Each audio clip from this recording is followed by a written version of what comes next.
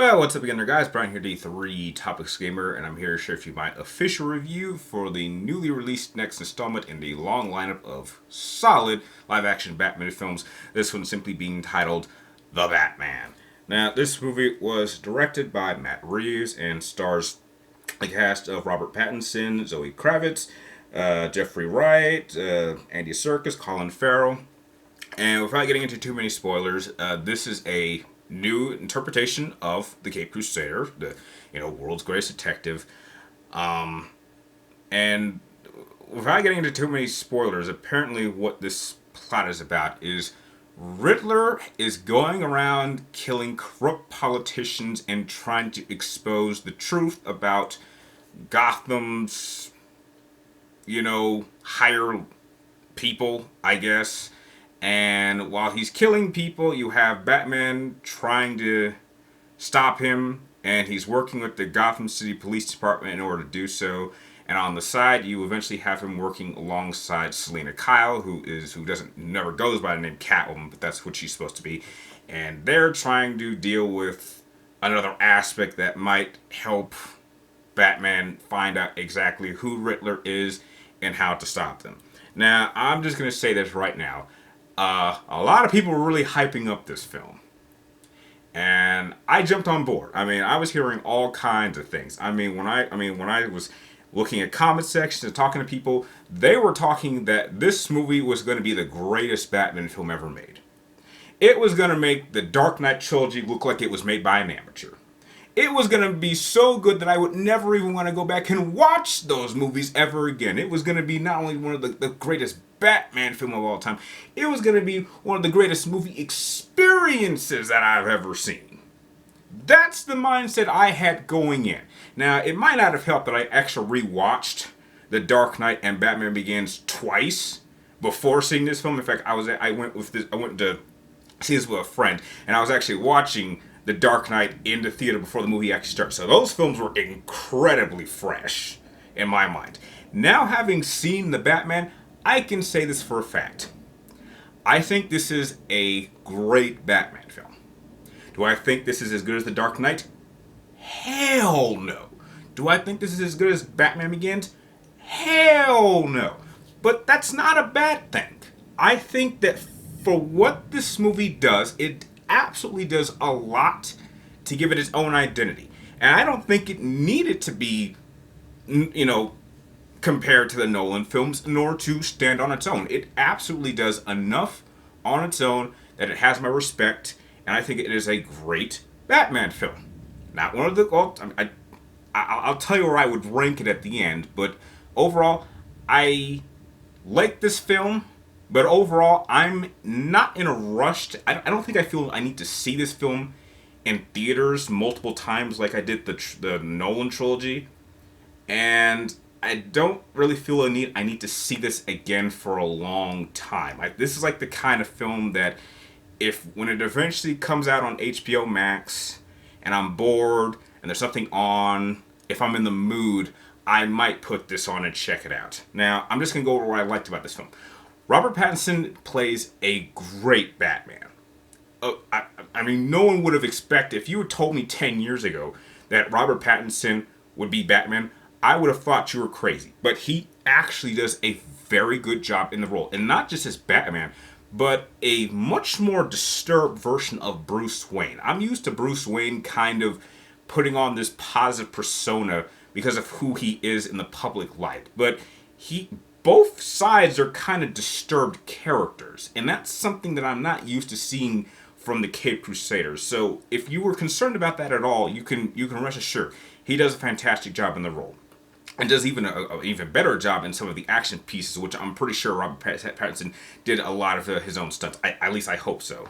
I thought that Zoe Kravitz's performance as Selina Kyle is probably the second best live action interpretation. I can't put her over the iconic Michelle Pfeiffer from Batman Returns, but I would definitely put her over Anne Hathaway from Dark Knight Rises. I really appreciated how much more she is involved. She actually has her own dependent storyline that has a lot of time added to it, and that's something I really liked. Another thing that I will say this, going back to Robert Pattinson's Batman. This version of Batman is perhaps the most detective of any live action version of Batman we've ever had. Um, we've seen a little bit of the detective side, say in the Nolan trilogy, and we saw like very few moments of it in the Tim Burton era. But this one is without question the most detective. He spends a lot of time going to crime scenes, talking to the police, actually doing his own breakdown and trying to figure out these clues that Riddler is figuring out. He does a lot of detective work. He very much does justice to the term of Batman being the great detective, and you will absolutely get that better in this film than any live action Batman film that has come out to date. So that's something that allows it to really stand on its own in a very positive way. Another thing that I thought was quite interesting is Colin Farrell's Penguin. He's really almost unrecognizable, but he isn't really in the film all that much. But I think that the scenes that he is in, I think really count. And if I remember correctly, I think they are planning on doing like a little series on HBO Max that's going to focus on his story, which I'm actually quite interested in.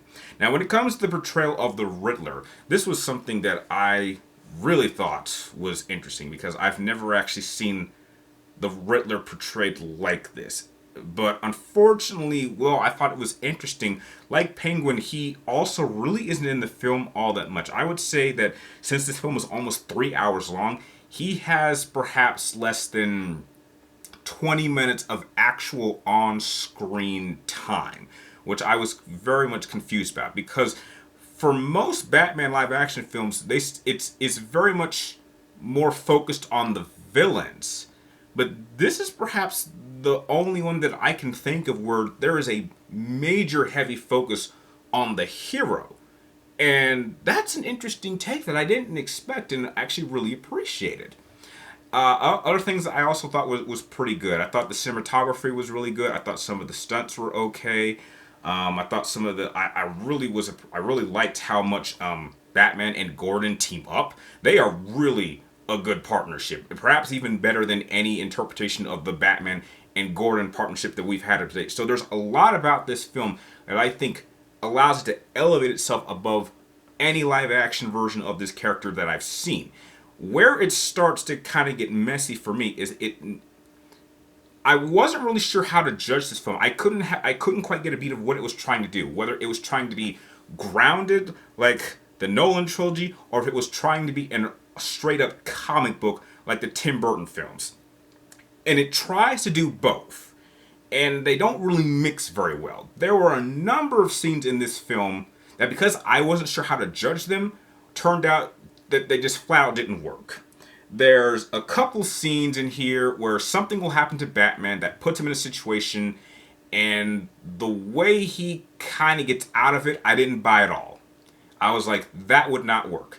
That might work in a comic book, but I'm not exactly sure how to judge it. You're giving me the sense that you want to ground this, and if you're grounding this in a reality, that fundamentally will not work. There's even a couple of things that Batman does to other people where I'm like, okay, no one would survive something like that. So Batman's just crossed the line, and that doesn't really seem to bother him. I generally felt like this was a Batman that could actually flat out kill people and not be bothered by that, which is something we kind of touched in the Ben Affleck version, where I'm pretty sure that version maybe killed people, but he was like okay with that. But if they had gone in that direction, that would have been interesting, that I might have accepted. And the climax, I didn't really care too much for. I mean, it was okay for what it was trying to be, but they do something with Batman at the end that I didn't feel comfortable with.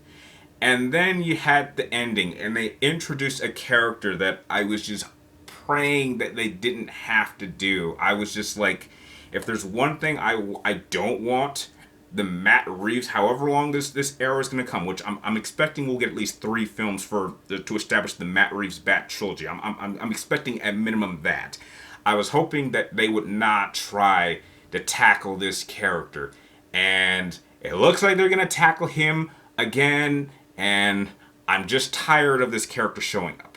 As much as I really, really like this character, I was just more looking forward to this Batman tackling villains or storylines that the other live action films didn't even dare touching. And I felt like with a new interpretation and a new direction that they want to go, that would have been perfect. It would have given it a fresh new start in this new era and wouldn't at all have me thinking about the older films because it's doing things that those films didn't do. But it was every time this film tried to do something that some of the older films did, it got me thinking that those films did it better than this film. And I'll also say this: I didn't really care too much for the score. I heard that they played this version's Batman theme several times, but I thought it was kind of forgettable. I don't really care too much. And I'll even say this: I'm not a fan of his Batmobile. Don't like it at all. It looks like something that just came straight out of the Fast and the Furious. And heck, when I'm watching Batman, any interpretation of Batman, I do not want to be thinking about that this belongs in another franchise. So overall, I did really enjoy this film. I liked it a lot. If I were going to rank this, I'd say overall, in my personal opinion, this is perhaps the fourth best live action Batman film to me. I did enjoy it. I'm not in a rush to see it again, but I do know that there are going to be other people that are not going to have the kind of issues that I had with this film that are going to enjoy it a lot more than I did. But if I had to give the Batman a rating, without question, I would give this an A minus. If you have any curiosity or any speculations about this film, please check this out in theaters. This is definitely a film you want to see in theaters. And though I don't feel the need to see it in theaters multiple times, I know that there's a lot of people out there that certainly will. So those are my thoughts on Matt Reeves The Batman. If you happen to enjoy this review of mine, please make sure you comment down below, and make sure you please do not forget to like, share, and subscribe to keep track of me on all my future reviews and videos that I'll be uploading for the May of March. And like always, thank you guys for watching. You're awesome, and I will see you next time.